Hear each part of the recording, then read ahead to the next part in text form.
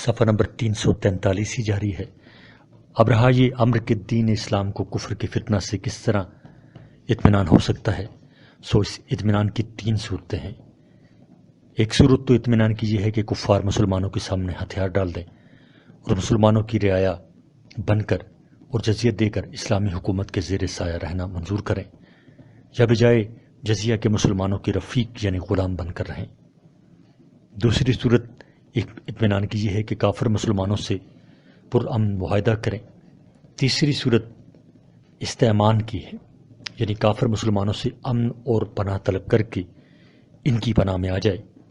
ان صورتوں میں ایسے کافروں سے جہاد و قتال کا حکم اٹھ جاتا ہے۔ شریعت اسلامیہ میں جہاد کا حکم کفار محاربین کے ساتھ مخصوص ہے۔ کافر ذمی اور مستامن کے احکام دوسرے ہیں۔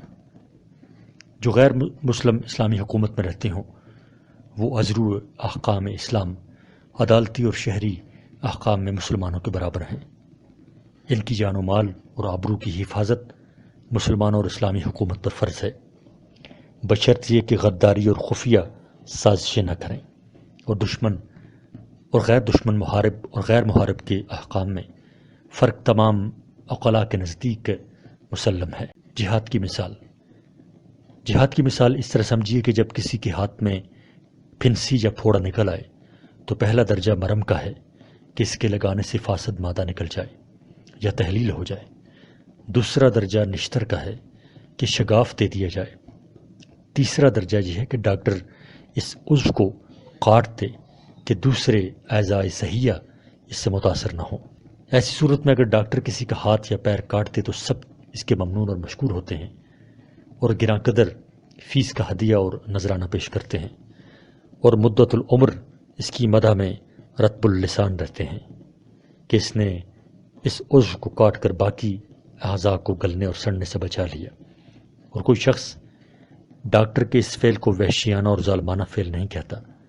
اسی طرح اتباع روحانی یعنی انبیاء و رسل اولاً کفر کی دنبل یعنی پھوڑے پر وعظ و نصیحت کا مرم رکھتے ہیں، اور اگر اس سے فائدہ نہ ہو اور عضو کے صحیح ہونے کی امید منقطع ہو گئی ہو اور اس کے برعکس یہ خطرہ ہو جائے کہ یہ مرض متعدی ہو کر دوسرے اعضاء یعنی اہل ایمان کو بھی خراب کر دے گا، تو پھر عضو کو کاٹ ڈالتے ہیں تاکہ باقی اعضاء اس کے ضرر سے محفوظ ہو جائیں اور یہ خبیث مادہ آگے نہ بڑھنے پائے۔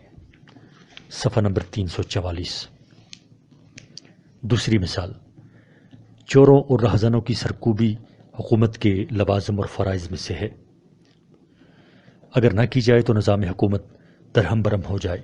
اسی طرح جو لوگ دولت ایمان کے رہزن ہوں اور یہ چاہتے ہوں کہ ہم سے ایمان اور حق کی دولت لوٹ کر لے جائیں، اور اس امر کے خواہشمند ہوں کہ معاذ اللہ اہل حق کو بھی اپنے جیسا رہزن اور قذاق یعنی کافر بنا لیں اور خداوند ذوالجلال کے وفاداروں کی فہرست سے اپنا نام کٹا کر باغیوں کی جماعت میں شامل ہو جائیں، تو ایسے لوگوں سے بھی جہاد و قتال کرنا عین حکمت اور عین مصلحت ہوگا، بلکہ فرض اور واجب ہوگا، اور شریعت کے لوازم اور فرائض میں سے ہوگا کہ ان قذاقوں کا قلع کما کرے۔ جہاد کی غرض و غایت۔ جہاد کے حکم سے خداوند قدوس کا یہ ارادہ نہیں کہ یکلخت کافروں کو موت کے گھاٹ اتار دیا جائے، بلکہ مقصود یہ ہے کہ اللہ کا دین دنیا میں حاکم بن کر رہے اور مسلمان عزت کے ساتھ زندگی بسر کریں اور امن و عافیت کے ساتھ خدا کی عبادت اور اطاعت کر سکیں، کافروں سے کوئی خطرہ نہ رہے کہ ان کے دین میں خلل انداز ہو سکیں۔ اسلام اپنے دشمنوں کے نفس وجود کا دشمن نہیں، بلکہ ان کی ایسی شوکت و حشمت کا دشمن ہے کہ جو اسلام اور اہل اسلام کے لیے خطرہ کا باعث ہو۔ دنیا کے مہذب اور متبدل قومیں اس بات کو تسلیم کرتی ہیں کہ اپنی جان و مال اور عزت و آبرو کی حفاظت کے لیے جنگ کرنا انسان کا فطری حق ہے اور ایک شریفانہ اور بہادرانہ خیال ہے، لیکن نامعلوم مسلمانوں کے لیے اس حق کے تسلیم کرنے میں کیوں بخل کیا جاتا ہے؟ دنیا کی ہر مہذب اور متبدل سیاسی پارٹی ہر جائز اور ناجائز جھوٹ اور سچ، مکر اور فریب جس طرح بھی ممکن ہو اپنے تفوق اور اقتدار کی طلبگار ہے، اور اپنے مخالفین کو زیر کرنے میں جو حربہ بھی استعمال کیا جائے اس کا نام سیاست اور تدبر رکھتی ہے۔ لیکن اگر حق اور حقانیت، جائز طریق اور غایت عدل اور نہایت انصاف کے ساتھ باطل پر اپنا اقتدار قائم کرنا چاہتا ہے تو خود غرضوں کی پارٹیاں اس کا نام تعصب اور مذہبی جنون رکھتی ہیں۔ سبحان اللہ، جس دین حق میں اپنے دشمنوں پر جھوٹ بولنا اور ان پر تہمت لگانا اور ان پر ظلم و ستم کرنا حرام ہے، اور دنیا کے جان و مال اور عزت و آبرو کی حفاظت اس کا اولین فریضہ اور مقصد ہے، اس کے تفوق اور برتری اور اس کے حاکمانہ اقتدار پر ان خود غرض پارٹیوں اور سیاسی چوروں اور قذاقوں کا کیا منہ ہے کہ اس دین برحق کی عادلانہ جد و جہد میں کچھ لب کشائی کر سکیں۔ جہاد اسلامی کا مقصد یہ ہے کہ حق اور حقیقی عدل و انصاف دنیا کا حکم بن کر رہے اور خود غرض افراد یا پارٹیاں دنیا کے امن کو خراب نہ کر سکیں۔ جس جنگ کا مقصد یہ ہے کہ عدل و انصاف اور امانت و صداقت کی حفاظت ہو جائے، رشوت خواری، چوری، بدکاری، زناکاری، بد اخلاقی، بے حیائی اور تمام برائیوں اور خود غرضیوں کا قلع کما ہو جائے، ایسی جنگ بربریت نہیں بلکہ اعلیٰ ترین عبادت ہے اور خلق خدا پر انتہائی شفقت و رحمت ہے۔ اور قرآن حکیم میں جو جزیہ کا حکم مذکور ہے، اس سے مقصد یہی ہے کہ کفر اور باطل کا زور ٹوٹ جائے اور حق اور عدل کی برتری اور حکمرانی کے سامنے باطل اپنی گردن جھکا دے۔ آیت جزیہ میں حتی یؤتوا الجزیۃ عن ید وہم صاغرون، صغار سے ایسی ہی ذلت اور کمتری مراد ہے، اور ایسے جزیہ دینے والوں کو اصطلاح شریعت میں ذمی اور معاہد اس لیے کہتے ہیں کہ اللہ اور اس کے رسول نے ان کی جان و مال کی حفاظت کی ذمہ داری لی ہے۔ صفحہ نمبر 345۔ اسلام اور جبر۔ جہاد لوگوں کو جبراً مسلمان بنانے کے لیے نہیں بلکہ اسلام کی عزت اور ناموس کی حفاظت کے لیے ہے، اور دنیا کی کوئی قوم اور عالم کا کوئی مذہب بدون حکومت کے اپنی حفاظت نہیں کر سکتا۔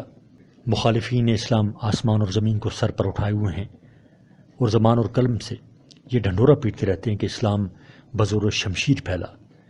ان کو یہ معلوم نہیں کہ شریعت اسلامیہ میں مسلمان وہ شخص کہلاتا ہے جو برضا و رغبت حقانیت اسلام کا زبان سے اقرار اور دل سے اس کی تصدیق کرے، اور جو شخص کسی طمع اور لالچ یا کسی خوف اور ہراس سے اسلام کا محض زبان سے اقرار کرے اور دل سے اس کی تصدیق اور اعتقاد جازم اور یقین تام جو اسلام کا جزو لانفق ہے بلکہ اس کی عین حقیقت ہے، کسی جبر و اقرا سے حاصل نہیں ہو سکتا، اور نہ کسی ترغیب و ترہیب سے اور نہ کسی تحریص و تخویف سے۔ زبان اگرچہ جبر و اقرار سے کسی شے کا اقرار کرے، مگر قلب جب ہی تصدیق کر سکتا ہے کہ جب اس کو براہین اور دلائل سے اس کا حق ہونا منکشف ہو جائے۔ عالم کی تمام قوتیں بھی اگر یہ چاہیں کہ جبر و اقرار سے کسی کے قلب کو مطمئن کر دیں تو ناممکن اور محال ہے۔ تیغ و تیر اور خنجر سے کوئی عقیدہ قلب میں نہیں اتر سکتا، اور غالباً اس واضح حقیقت کا کوئی معمولی سے معمولی عقل والا بھی انکار نہیں کر سکتا۔ لہٰذا یہ کہنا کہ اسلام بزور شمشیر پھیلا ہے بالکل غلط ہے۔ صحابہ کرام رضی اللہ تعالی عنہم کا کفار مکہ کے ہاتھ سے مسلسل 13 سال تک طرح طرح کے مصائب و آلام برداشت کرنا، ماں باپ، خویش و اقارب سب کو اسلام کی خاطر چھوڑ بیٹھنا اس امر کی واضح اور روشن دلیل ہے کہ انہوں نے اسلام کو با ہزار رضا و رغبت قبول کیا تھا، اور اسلام کی حلاوت و شیرینی ان کے دلوں میں ایسی اتر چکی تھی کہ جس نے دنیا کے تلخ سے تلخ مصائب کو شیریں اور لذیذ بنا دیا تھا، اور اتنا لذیذ کہ جان و مال سب ہی اس پر قربان کر ڈالا۔ مخالفین اور معترضین ذرا بتلائیں تو صحیح کہ جو شے بجبر و اقرا اور گردن پر تلوار رکھ کر منوائی جاتی ہے، کیا اس کی یہی شان ہوتی ہے؟ نیز شریعت اسلامیہ کا مقصد یہ ہے کہ لوگ برضا و رغبت اس کے احکام کی تصدیق کریں تاکہ ثواب اور نجات اخروی اس پر مرتب ہو سکے۔ بندہ ایمان اختیاری کا مکلف ہے، اور اس کے نزدیک وہی ایمان اور اسلام معتبر ہے کہ جو دل سے ہو۔ اجباری اور اضطراری ایمان کا اعتبار نہیں۔ اسی وجہ سے ارشاد ہے وَلَوْ شَاءَ رَبُّكَ لَآمَنَ مَنْ فِي الْأَرْضِ كُلُّهُمْ جَمِيعًا أَفَأَنْتَ تُكْرِهُ النَّاسَ حَتَّى يَكُونُوا مُؤْمِنِينَ۔ اگر خدا چاہتا تو تمام روئے زمین والے ایمان لے آتے، کیا آپ لوگوں پر جبر کر سکتے ہیں کہ وہ سب مومن ہو جائیں؟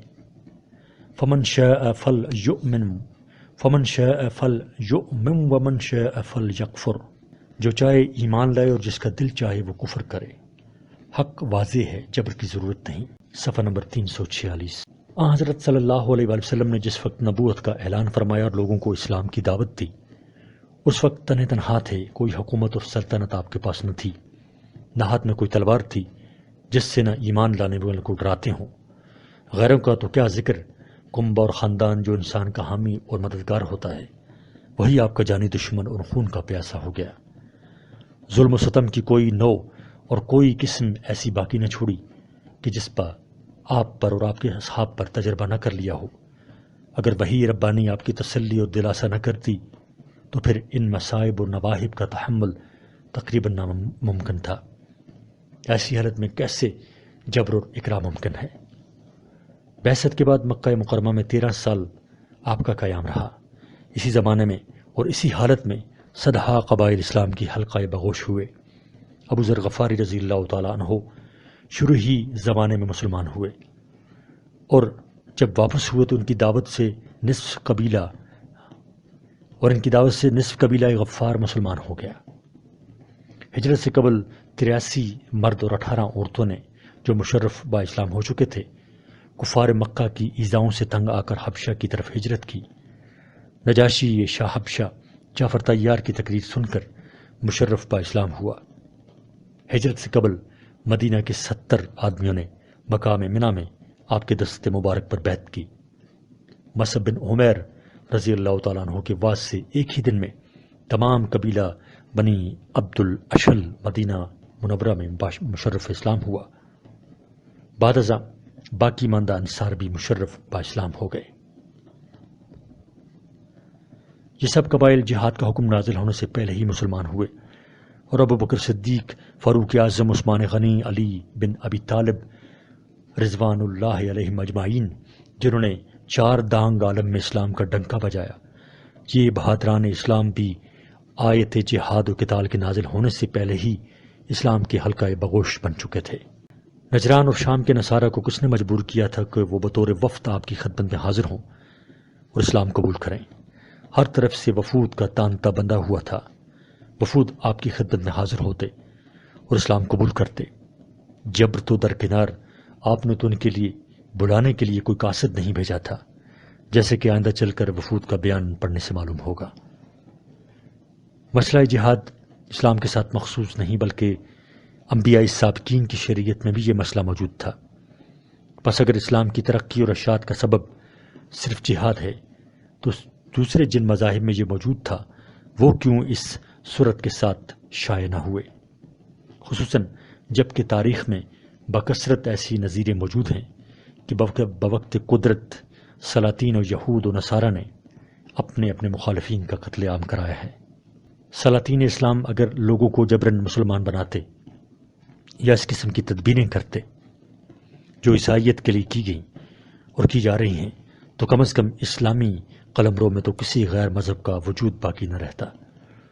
اس لیے کہ اگر حق و صداقت کے ساتھ مادی اعانت و مساعدت بھی شامل ہو جائے تو پھر حق کے قبول کرنے میں کیا تعامل ہے، جبکہ طمع اور لالچ سے تسلیس کا گورکھ دھندا اور ایک ذات انسانی میں باوجود ہزار احتیاج کے بشریت اور الوہیت کا اجتماع اور شجر اور حجر کو خدا اور مادہ اور روح کو خدا تعالیٰ کی طرح قدیم اور ازلی ابدی اور سرمدی منوایا جا سکتا ہے، تو خدا بند ذوالجلال کی توحید خالص اور یکتائی اور اس کی بے چونی اور جگونی اور شان علیمی اور قدیری اور سمیع و بصیری کو طمع و لالچ سے منوانا کیا مشکل ہے؟ مگر اسلام کا خدا داد حسن و جمال اس سے منزہ اور مستعفی اور مستغنی ہے۔ صفحہ نمبر 347، کہ درہم و دینار کی چمک کو ذریعہ اشاعت بنائے اور شیطانی کمان کے ذریعے سے اپنے تیر چلائے۔ جو لوگ اس راہ سے کسی مذہب کو اختیار کرتے ہیں وہ خدا کے بندے نہیں بلکہ درہم اور دینار کے بندے ہیں، نعوذ باللہ من ذالک۔ نیز اسلام کے قوانین خود اس کے شاہد ہیں کہ اسلام بزور شمشیر نہیں پھیلا، اس لیے کہ اسلام میں اشاعت اسلام کا قانون یہ ہے کہ جب کسی قوم پر حملہ کرو تو اول ان پر اسلام پیش کرو کہ ایمان لے آؤ، پس وہ ایمان لے آئیں تو وہ تمہارے بھائی ہیں، تم میں اور ان میں کوئی فرق نہیں، سب برابر ہو، اور اگر اسلام نہ لائیں اور اپنے مذہب پر قائم رہنا چاہیں تو ان سے یہ کہہ دیا جائے گا کہ تم اسلامی حکومت کی اعانت کا عہد کرو اور جزیہ دینا قبول کرو، اور حکومت میں کوئی بد امنی نہ پھیلاؤ تو ہم تمہاری جان اور آبرو کی حفاظت کے ذمہ دار ہیں۔ تمہاری جان اور مال و آبرو کی حفاظت مسلمانوں کی جان و مال اور آبرو کی حفاظت کی طرح ہوگی۔ اس شرط کے ساتھ تم اسلامی حکومت میں عیسائی اور یہودی اور مجوسی بن کر رہ سکتے ہو۔ حکومت اسلامیہ مذہب میں کوئی مداخلت نہیں کرے گی، اور مزید برآں تمہارے لیے آزادی ہوگی کہ اسلام اپنے خاص احکام تم پر جاری نہ کرے گا۔ مثلا شراب پینا اسلام میں منع ہے اور تمہارے مذہب میں جائز ہے، اس لیے اسلام شراب پینے اور اس کی خرید و فروخت سے تم کو منع نہ کرے گا۔ نکاح کے لیے اسلام میں جو خاص شرائط ہیں اسلام تم کو ان کے کرنے پر مجبور نہ کرے گا، تم کو اپنے رواج کے مطابق نکاح کرنے کی اجازت ہوگی، وغیرہ وغیرہ۔ اور اگر جزیہ دینا بھی منظور نہ کریں تو پھر شمشیر کا حکم ہے۔ معلوم ہو کہ شمشیر کا حکم مسلمانوں بنانے کے لیے نہیں بلکہ آخری درجہ میں ان کی سرکشی کے جواب میں ہے۔ بس اگر اسلام تلوار سے پھیلتا تو سب سے پہلے تلوار کا حکم ہوتا، تیسرے درجے میں نہ ہوتا۔ اگر اسلام جبر و اکراہ سے پھیلتا تو جبر و اکراہ سے اسلام لانے والے اسلام پر عاشق اور فریفتہ نہ ہوتے، اس لیے کہ جبر و اکراہ کا اثر ظاہر اور بدن پر ہوتا ہے، قلب پر نہیں ہوتا۔ بس جو لوگ جبرن مسلمان بنائے گئے ان کی حالت یہ ہوتی کہ ظاہر میں زبان سے اسلام کا کلمہ پڑھتے اور دل میں اس سے متنفر اور بیزار ہوتے، حالانکہ یہ لوگ دل و جان سے ظاہر و باطن جلوت اور خلوت میں اسلام پر فریفتہ اور شیدا تھے، اور بنسبت مسجد کے گھر میں زیادہ عبادت کرتے تھے اور اسلام پر اپنی جان اور مال دینے کو سعادت سمجھتے تھے۔ علاوہ ازیں شریعت اسلامیہ کا مسئلہ ہے کہ جو شخص محض زبان سے لا الہ الا اللہ پڑھ لے اس کا قتل جائز نہیں۔ بس جس مذہب نے دشمن کے ہاتھ میں یہ سپر دے رکھی ہو کہ ایک مرتبہ زبان سے کلمہ پڑھ لینے پر فوراً چھوڑ دیے جاؤ گے، کیا وہ مذہب جبر و اکراہ سے پھیل سکتا ہے؟ جبر کی اس میں گنجائش ہی نہیں۔ ہر کافر تقیہ کر کے کلمہ پڑھ کر قتل سے بچ سکتا ہے اور پھر قدرت اور موقع پانے پر سابق مذہب کی طرف اود کر سکتا ہے۔ آخر اس کی کیا وجہ ہے کہ جن لوگوں نے بقول معترضین جبر و اکراہ سے اسلام کو قبول کیا تھا وہ ساری عمر کیوں اس جبر کے پابند رہے، موقع پا کر اپنے سابق مذہب کی طرف کیوں نہ لوٹ گئے؟ فتل کا عشرت و قاملہ۔ اسلام اور مسئلہ غلامی۔ حق جل شانہ نے جو عزت اور کرامت انسان کو دی وہ کسی مخلوق کو نہیں دی۔ اپنی خاص صفات کمالیہ، علم و قدرت، سمع و بصر، تکلم و ارادہ کا مظہر و تجلی کا بنایا، اپنی خلافت سے سرفراز فرمایا، مسجود ملائکہ بنایا، تمام مخلوق پر اس کو فضیلت دی، حتیٰ کہ ابلیس لعین یہ بول اٹھا، ھذا الذی کرمت علیہ، صفحہ نمبر 348۔ تمام کائنات کو اس کے لیے پیدا کیا اور اس کو اپنی عبادت اور عبودیت کے لیے بنایا، اور اس کو وہ حریت اور آزادی عطا فرمائی کہ تمام روئے زمین اس کی ملک اور تصرف میں دی۔ کما قال تعالی خلق لکم ما فی الارض جمیعا۔ لیکن جب اس نادان انسان نے اپنے خالق پروردگار کے واجب الاطاعت ہونے سے ہی انکار کر دیا اور خداوند ذوالجلال سے بغاوت یعنی کفر کی ٹھان لی اور انبیاء و مرسلین سے مقابلہ اور مقاتلہ کے لیے میدان میں نکل آیا تو ساری کرامتیں اور عزتیں خاک میں مل گئیں، اور وہ حریت اور آزادی جو اس کو عطا کی گئی تھی وہ یک لخت سلب کر لی گئی، اور حق جل و علا نے اس باغی اور سرکش انسان کو اپنے ان عباد صالحین کا جنہوں نے اس کا بول بالا کرنے کے لیے جان کی بازی اور سرفروشی کی عبد اور مملوک بنا دیا، اور ان کو یہ اجازت دی کہ بہائم اور اموال مملوکہ کی طرح جس طرح چاہو اس کی خرید و فروخت کرو، تم کو اس کی بیع اور ہبہ اور رہن کا کلی اختیار ہے، اور یہ تمہاری بغیر اجازت کے کوئی تصرف نہیں کر سکتا۔ جرم کی سزا اس کی نوعیت کے لحاظ سے ہوتی ہے، جس درجہ کا جرم ہوگا اسی درجہ کی سزا ہوگی۔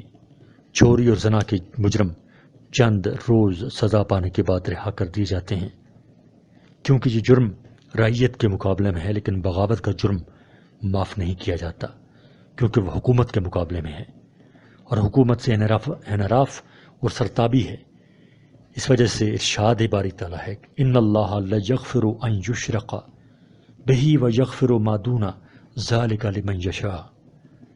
تحقیق اللہ تعالیٰ اس جرم کو معاف نہیں کریں گے کہ اس کے ساتھ کسی کو شریک قرار دیا جائے، اور شرک سے کم درجہ کے جو گناہ ہیں وہ جس کو چاہیں گے معاف کر دیں گے، کیونکہ کافر و منکر اصولی طور پر خدا تعالیٰ کو واجب الاطاعت اور اس بھیجے ہوئے قانون کو واجب العمل نہیں سمجھتا، اور نہ اپنے آپ کو خداوند ذوالجلال کی مرضی کا پابند خیال کرتا ہے۔ اس لیے یہ شخص خدا کا باغی ہے، اگرچہ فطری یا عقلی یا اخلاقی طور پر اس سے ایسے ہی اعمال صادر ہوتے ہیں کہ جو شریعت کے مطابق ہوں، کیونکہ یہ اطاعت اور مطابقت نہیں بلکہ محض صورتاً توافق اور موافقت ہے۔ اصولی طور پر تو مخالف اور باغی ہے، اور ظاہر ہے کہ اصولی مخالفت اور کلی نافرمانی اور اعتقادی انحراف کے ہوتے ہوئے جزئی اور ظاہری موافقت کیا معتبر ہو سکتی ہے۔ اس لیے بغیر ایمان اور تسلیم کے مغفرت ناممکن ہے، اور تمام اعمال صالح اور اخلاقی فاضلہ بغیر ایمان کے ہیچ ہیں، بخلاف مومن فاسق کے کہ اس کی مخالفت جزئی ہے۔ وہ اصولی طور پر خدا اور اس کے رسول کو واجب الاطاعت سمجھتا ہے۔ جب کوئی گناہ کر بیٹھتا ہے تو بارگاہ ربوبیت میں رجوع ہو کے بصد عجز و نیاز اور بہزار خجالت و ندامت عفو و تقصیر کی درخواست کرتا ہے۔ اسی وجہ سے ارشاد ہے وَلَا عَبْدٌ مُؤْمِنٌ خَيْرٌ مِّن مُشْرِكٍ وَلَوْ أَعْجَبَكُمْ أُولَٰئِكَ يَدْعُونَ إِلَى النَّارِ۔ اور ایک غلام مسلمان آزاد کافر سے کہیں بہتر ہے، اگرچہ وہ تم کو پسند آئے، کیونکہ یہ لوگ جہنم کی طرف بلاتے ہیں۔ جانثار اور وفادار کو باغی اور غدار کے برابر کر دینا عقل و فطرت اور قوانین سلطنت میں صریح ظلم ہے۔ وہ کون سی متمدن حکومت ہے کہ جس کے قانون میں فرمانبردار اور مجرم تمام احکام میں مساوی ہوں؟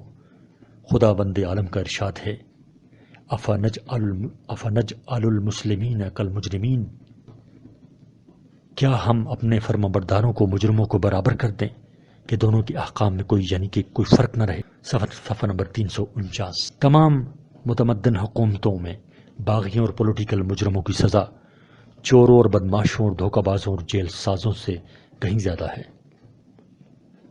جس پر بغاوت اور سازش کا جرم ہو اس کی سزا بجز سزائے موت یا عمر بھر کی جلا وطنی اور کچھ نہیں ہوتی، اگرچہ مادہ تمرد و عصیان اور سرکشی کا دونوں مجرموں میں ہے۔ مگر چوروں اور بدماشوں کا تمر اور ریت کے کسی ایک یا چند افراد کے مقابلے میں ہوتا ہے، اور باغیوں اور پولیٹیکل مجرموں کا تمرد اور عصیان سلطنت وقت اور حکومت اور قانون حکومت کے مقابلے میں ہوتا ہے۔ وہ یہ چاہتا ہے کہ یہ حکومت ہی مٹ جائے، اور تمام متمدن حکومتوں کی نظروں میں بغاوت سے بڑھ کر کوئی جرم نہیں۔ چوری اور بدکاری کا جرم بغاوت کے مقابلے میں کوئی حقیقت نہیں رکھتا۔ حکومتوں کا مسلمہ قانون ہے کہ جو شخص بغاوت کرے تو اس کی تمام فطری آزادی یک لخت سلب ہو جاتی ہے، اور مال و جائیداد سب ضبط ہو جاتی ہے، اور حقیر و ذلیل چوپایا کا معاملہ اس کے ساتھ کیا جاتا ہے، اگرچہ یہ پولیٹیکل مجرم کتنا ہی لائق اور عاقل اور فاضل کیوں نہ ہو۔ اور عجب نہیں کہ یہ مجرم عقل اور فہم اور تعلیم میں صدر جمہوریہ سے بھی بڑھ کر ہو۔ بس جبکہ خالی اور مجازی حکومتوں کو اپنے باغیوں کی آزادی سلب کرنے کا اختیار ہے، تو اس خدا بند ذوالجلال کو جس نے ان باغیوں کو وجود اور حیات اور عقل اور فہم کی دولت عطا کی ہے، یہ اختیار نہیں کہ وہ اپنے باغیوں یعنی کافروں سے اپنی دی ہوئی آزادی سلب کر سکے۔ الحاصل چونکہ غلامی خدا بند ذوالجلال سے بغاوت یعنی کفر کی سزا ہے، اس لیے اس مسئلہ کا ذکر توریت اور انجیل میں بھی پایا جاتا ہے، بلکہ کوئی ملت اور مذہب ایسا نہیں کہ جس میں غلامی کا مسئلہ نہ ہو، جس سے معلوم ہوتا ہے کہ استرقاق اور غلامی کا مسئلہ تمام ادیان اور ملل کا اجماعی اور اتفاقی مسئلہ ہے۔ استرقاق اگر کبھی الذاتہ ہوتا تو کسی شریعت میں جائز نہ ہوتا۔ توریت و انجیل سے ثابت ہے کہ حضرت ابراہیم علیہ السلام سے لے کر حضرت عیسیٰ علیہ السلام تک تمام انبیاء و مرسلین اس کو جائز رکھتے آئے۔ معاذ اللہ اگر استرقاق کبھی الذاتہ تھا یا کوئی وحشیانہ رسم تھی یا کوئی شرمناک فعل تھا تو حضرات انبیاء کرام علیہ الصلاۃ والسلام کو اس کا علم نہ تھا کہ اس استرقاق کے کبھی الذاتہ سے اور قانون فطرت کے خلاف ہے۔ ماریہ قبطیہ بطور کنیز آپ کی فراش میں تھیں جن سے حضرت ابراہیم پیدا ہوئے۔ کیا نبی اکرم صلی اللہ علیہ وآلہ وسلم مدت العمر اس قبیح ذاتی کے مرتکب رہے اور معاذ اللہ قانون فطرت کے خلاف کرتے رہے؟ اور اگر بفرض محل حضرات انبیاء سے اس بارے میں کوئی اجتہادی غلطی ہو گئی تھی تو پھر سوال یہ ہے کہ اس علیم و قدیر نے بذریعہ وحی کے اس غلطی پر کیوں نہ متنبہ کیا؟ اسلام سے بیشتر کوئی قوم ایسی نہ تھی کہ جس میں غلامی کا رواج نہ ہو۔ اسلام سے بیشتر کوئی قوم ایسی نہ تھی کہ جس میں غلامی کا رواج نہ ہو۔ اسلام آیا، اس نے فقط غلامی کو جائز رکھا، لیکن ان تمام حیا سوز اور خلاف انسانیت امور کو جو غلاموں کے ساتھ برتے جاتے تھے یک لخت بند کر دیا۔ ان کے آقاؤں کے حقوق متعین کر کے طرح طرح سے ان کے آزاد کرنے کی راہیں بتلائیں جو قطب حدیث اور فقہ میں بتفصیل مذکور ہیں۔ ہاں، اسلام نے غلامی کو بالکلیہ ختم نہیں کر دیا کیونکہ وہ خداوند ذوالجلال سے بغاوت یعنی کفر کی سزا ہے۔ جب تک اس عالم میں کفر اور شرک باقی ہے اس وقت تک استرقاق اور غلامی بھی باقی ہے اور رہنی چاہیے۔ جب جرم موجود ہے تو سزا کیوں نہ ہو؟ شریعت نے اصل غلامی کو باقی رکھا اور اس کے مفاسد کی اصلاح کر دی۔ اس میں کوئی شک نہیں کہ غلامی بہت بڑی ذلت ہے، لیکن کفر اور شرک کی ذلت اس سے کہیں زیادہ ہے۔ صفحہ نمبر 350۔ ہر جرم کا قبا اور اس کی برائی محدود ہے، مگر خداوند ذوالجلال سے بغاوت اور سرتابی کی قبا اور برائی کی کوئی حد اور نہایت نہیں۔ یہی وجہ ہے کہ کفر کی سزا دائمی عذاب اور ایمان کی جزا دائمی ثواب مقرر ہوئی، کیونکہ کفر کی قبا اور برائی کی اور ایمان کے حسن اور خوبی کی کوئی حد اور نہایت نہیں۔ اسلام کا مقصد ہی کفر کو ذلیل کرنا ہے۔ چوری اور بدکاری کا منشا حرص و شہوت ہے اور خداوند ذوالجلال سے بغاوت کا منشا آبا اور استکبار یعنی تکبر اور نخوت ہے۔ کما قال تعالی ابا واستکبر وکان من الکافرین، اس لیے اولوالذکر جرائم کی سزا ان کے مناسب تجویز کی گئی، اور جس جرم کا منشا تکبر اور نخوت تھا اس کی سزا ذلت یعنی غلامی سے تجویز کی گئی۔ وجزاء سیئۃ سیئۃ بمثلھا، اور جن لوگوں نے اللہ اور اس کے رسول کی اطاعت کو تسلیم کیا اور اس کی راہ میں جان بازی اور سرفروشی دکھلائی، حق جل وعلا نے ان کی عزت افزائی فرمائی کہ ان کو متکبرین اور باغیوں کا مالک اور آقا بنا دیا۔ وَلِلَّهِ الْعِزَّةُ وَلِرَسُولِهِ وَلِلْمُؤْمِنِينَ وَلَكِنَّ الْمُنَافِقِينَ لَا يَعْلَمُونَ۔ شخص اس عالم میں خیر و شر، ایمان اور کفر، نیک اور بد، مومن اور کافر کی تقسیم کا قائل ہے، اس لیے کہ اس مسئلہ میں کوئی اشکال نہیں، اور جو شخص سرے سے خیر اور شر، نیکی اور بد کی تقسیم ہی کا قائل نہیں، اس سے ہمارا کوئی خطاب نہیں، وہ انسان نہیں بلکہ حیوان مطلق ہے۔ قرآن کریم میں ما ملکت ایمانکم کا لفظ 15 جگہ آیا، اور گناہوں کے کفارہ میں غلام کے آزاد کرنے کا حکم بھی قرآن کریم میں صراحتاً مذکور ہے۔ اس قسم کی تمام آیات سے غلامی کا ثبوت اس درجہ واضح ہے کہ کسی بینا اور شنوا کے لیے تو مجال انکار نہیں، اور حدیث میں ہے کہ المقاتب عبد ما بقی علیہ درہم، مقاتب غلام ہے جب تک کہ اس پر ایک درہم بھی باقی رہے۔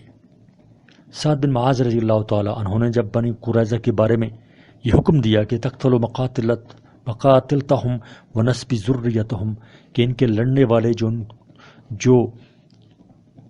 لڑنے والے نوجوان تو قتل کیے جائیں اور ان کی ذریت غلام بنائی جائے، تو حضرت صلی اللہ علیہ وسلم نے یہ ارشاد فرمایا قضیت بحکم اللہ، اے سعد تو نے اللہ کے حکم کے مطابق فیصلہ کیا۔ اور غزوہ اوتاس کے استرقاق کے بارے میں یہ آیت نازل ہوئی والمحصنات من النساء الا ما ملکت ایمانکم۔ قرآن و حدیث سے غلامی کا ثبوت اظہر من الشمس ہے۔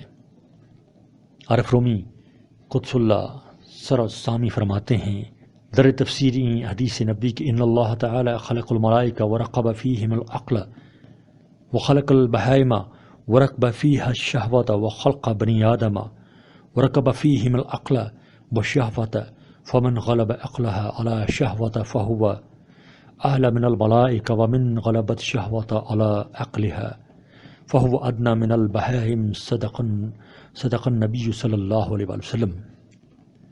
اس حدیث نبوی کی تفسیر میں ہے کہ اللہ تعالیٰ نے فرشتوں کو پیدا کیا اور ان میں خالص عقل رکھی، اور بہائم کو پیدا کیا اور ان میں شہوت رکھی، اور بنی آدم کو پیدا کیا اور ان میں عقل اور شہوت دونوں رکھی۔ پس جس کی عقل شہوت پر غالب آ گئی وہ فرشتوں سے بھی اعلیٰ اور عرفہ ہے، اور جس کی شہوت عقل پر غالب آ گئی وہ بہائم سے بھی بدتر ہے۔ بے شک ایسا ہی ہے، حضرت صلی اللہ علیہ وسلم نے بالکل سچ فرمایا۔ در حدیث آمد کے جزدہ مجید خلق عالم راسا قونا افرید، حدیث میں آیا کہ اللہ تعالیٰ نے مخلوق کو 3 اقسام پر پیدا فرمایا ہے۔ ایک گروہ کو سراپا علم و دانش اور مجسم جود و کرم بنایا، ایک گروہ کو سراپا علم و دانش اور مجسم جود و کرم بنایا۔ یہ فرشتوں کا گروہ ہے جو سوائے سجود یعنی اطاعت خداوندی کے کچھ نہیں جانتا۔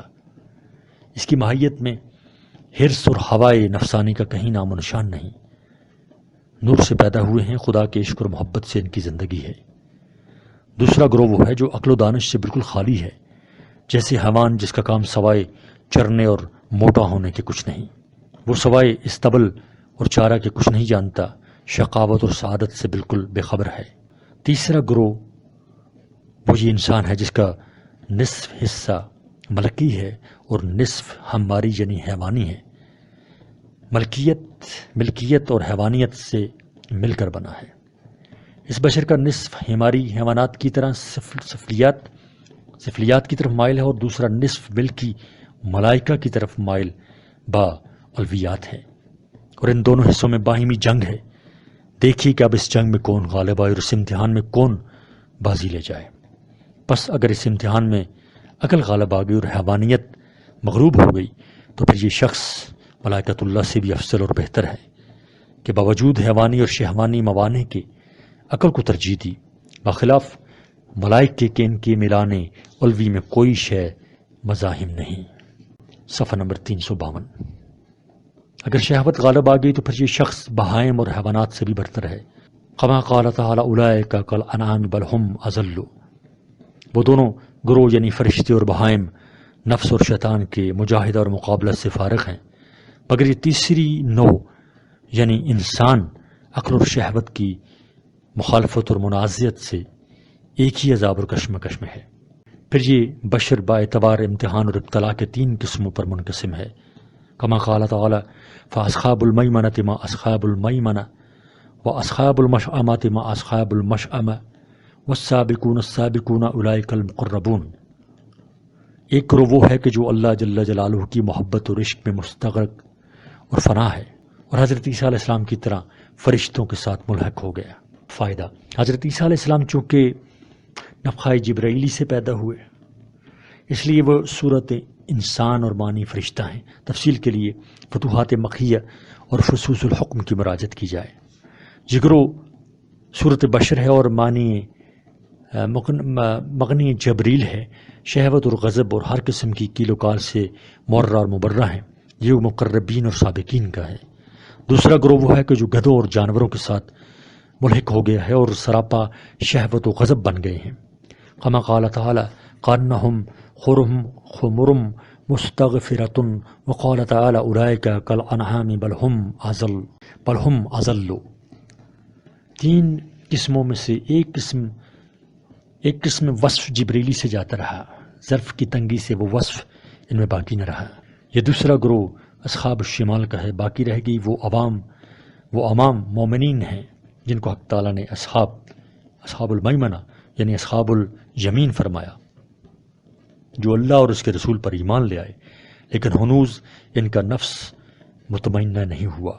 ایمان اللہ کی طرف کھینچتا ہے اور نفس لذائز اور شہوات کی طرف لے جانا چاہتا ہے۔ عجب کشمکش میں ہے، کبھی نفس حیوانی غالب آتا ہے اور کبھی ایمان اور ہدایت غالب آتی ہے۔ روز و شب یہی جنگ اور کشمکش ہے، عقل کا نفس کے ساتھ اور روح کا جسم کے ساتھ مقابلہ ہے۔ عارف رومی کا یہ کلام ہم نے مختصر توضیح کر کے ذکر کر دیا ہے، اب اصل مقصد کی طرف رجوع کرتا ہوں۔ آمدم برسر مطلب، انسان کو جو صفت حریت اور وصف آزادی حاصل ہے وہ اس کی ذات اور ماہیت کا اقتصا نہیں کہ اس وصف کا انفکاک اس سے محال ہے، بلکہ صفات ملکی کے ساتھ متصف ہونے کا ثمرہ ہے۔ جب تک صفات ملکی کے ساتھ متصف رہا اس وقت تک اس کو آزادی حاصل رہی، اور جب صفات بہیمیہ کے ساتھ متصف ہوا تو وہ حریت اور آزادی سب ختم ہو گئی۔ نصوص قرآنیہ سے یہ امر صراحتاً ثابت ہے کہ انسان کفر اور شرک کرنے سے بہائم اور حیوانات کے حکم میں ہوتا ہے۔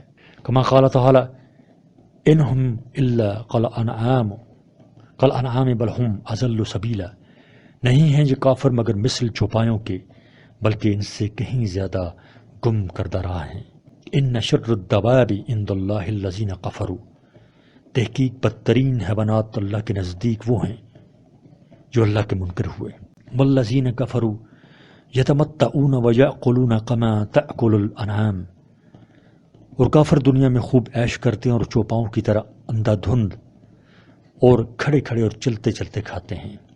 اللہم حفظنا من ذالک، جیسے کہ آج کل اس حیوانی تہذیب اور بہیمی تمدن کا چرچا ہے، حق تعالیٰ نے جو خبر دی تھی آج کل کی متمدن مجالس میں اس کی تصدیق بلکہ مشاہدہ ہو رہا ہے۔ کیا دنیا کے عقلاء اخلاقی مجرموں کو حیوانات اور بہائم سے بدترین نہیں سمجھتے؟ تو پھر اگر اسلام خدا کے باغیوں کو حیوانات سے بدتر بتلاتا ہے تو کیا غلط کہتا ہے؟ صفحہ نمبر 354۔ بس جس طرح حیوانات پکڑنے اور شکار کرنے سے مملوک ہو جاتے ہیں، اسی طرح خداوند ذوالجلال کے باغی اسیر اور گرفتار کرنے سے مملوک بن جاتے ہیں۔ اور جس طرح حیوانات میں قید اور صید ملک کا سبب ہے، اسی طرح کفار پر غلبہ اور استعلاء ان کے تملک اور استرقاق کا سبب تام ہے۔ انسان اور حیوان میں جو فرق ہے وہ محض عقل اور ادراک کی بنا پر ہے، اور اس وجہ سے تمام عقلاء کے نزدیک غیر ذوی العقول ہونے کی وجہ سے حیوانات کی بیع و شراء فقط جائز ہی نہیں بلکہ مستحسن ہے۔ بس انسان جب بے عقلی پر ترائے اور کسی کی حق تلفی کرے تو بسا اوقات عدالت بھی اس کی بیع و شراء قلعدم قرار دیتی ہے، اور بسا اوقات جبراً اس کے اموال و املاک فروخت کر کے لوگوں کے حق دلاتی ہے۔ کیا یہ حریت اور آزادی کا سلب نہیں؟ ایک شبہ اور اس کا ازالہ۔ جاننا چاہیے کہ انسان کو فطرتاً آزاد کہا جاتا ہے۔ اس کا یہ مطلب ہرگز نہیں کہ حریت اور آزادی انسان کی نفس ماہیت کے لوازم اور مقتضیات سے ہے، بلکہ اس کا مطلب یہ ہے کہ ہر انسان فطرت اسلام پر پیدا ہوتا ہے، اس لیے فطرتاً آزاد ہے، اور جب اسلام زاحل ہو گیا تو آزادی بھی زاحل ہو گئی، اور یہ غلامی اس جرم کی سزا ہے جو خلاف فطرت ہے۔ اور اگر تھوڑی دیر کے لیے یہ تسلیم کر لیا جائے کہ آزادی انسان کا فطری حق ہے، تو ہمارا یہ سوال کہ یہ حق کس کا دیا ہوا ہے، اور کیا یہ ایسا اٹل حق ہے کہ کوئی جرم کرو، کفر کرو، شرک کرو، خداوند ذوالجلال سے بغاوت کرو، اس کے اتارے ہوئے قانون کے اجرا اور تنقیز میں مزاحمت کرو، اس کے بھیجے ہوئے پیغمبروں کو جھٹلاؤ، ان کا تمسخر کرو، ان کا مقابلہ کرو، اس کے پرستاروں کو ستاؤ، غرض یہ کہ جو جرم چاہو کرو، مگر تمہارا یہ حق آزادی کسی طرح زائل نہیں ہو سکتا۔ سمجھ لو اور خوب سمجھ لو کہ تمام ادیان سماویہ اور ملل الہیہ اس پر متفق ہیں کہ کفر و شرک کے بعد حیات اور وجود کا حق بھی نہیں رہتا۔ صفت حریت اور وصف آزادی کا تو ذکر ہی کیا، اور ایسی آزادی تو کسی بڑی سے بڑی متمدن اور جمہوری حکومت میں بھی نہیں کہ حکومت کو بھی نہ مانو، وزراء اور حکام سلطنت کو بھی نہ مانو، قانون حکومت کی بھی نہ مانو، اور اس کے خلاف تقریریں کرو اور اس کے اجرا اور تنقید میں مزاحمت کرو، اور پھر بھی تم آزاد ہو، نہ کوئی گرفتاری عمل میں آئے، نہ کوئی مقدمہ چلا جائے، نہ تمہاری زمین اور جائیداد پر حکومت قبضہ کرے، تمہاری دولت اور سرمایہ جو بینک میں جمع ہے وہ بھی ضبط نہ ہو۔ کیوں نہیں؟ جب تم حکومت سے بغاوت کرو گے تو حکومت بھی وہ سب کچھ کرے گی جس کے تم مستحق ہو۔